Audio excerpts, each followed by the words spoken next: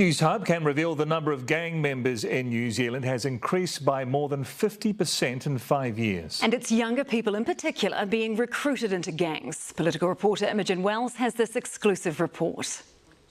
Mahira Mairi is a youth worker in Manukau and has seen one too many tamariki caught up in the gang life. And that becomes their superficial family. That family becomes someone who protects them.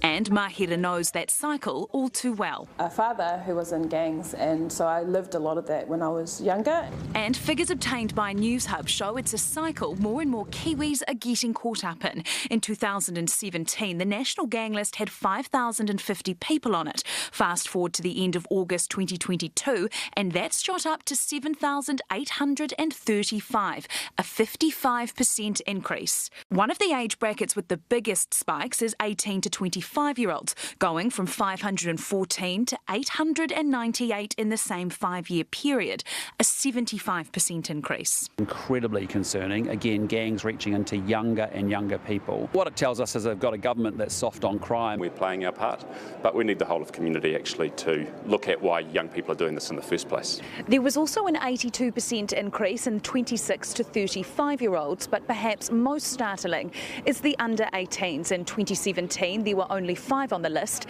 Today, there's 16, a 220% jump, and those numbers are likely even worse. The numbers would be significantly higher. It signals that there's a huge disconnection between government and communities. This expert also says the gang numbers can't be relied on, but for different reasons. It tends to grow far more quickly than it comes down because you can count people entering the gang very easily, but you can't count them leaving. It's much more difficult. But the national gangs list is the only data set we have, and also shows in the last year the overall numbers have dropped by around 200. How do you get off the gangs list? You can die. But there's also another way.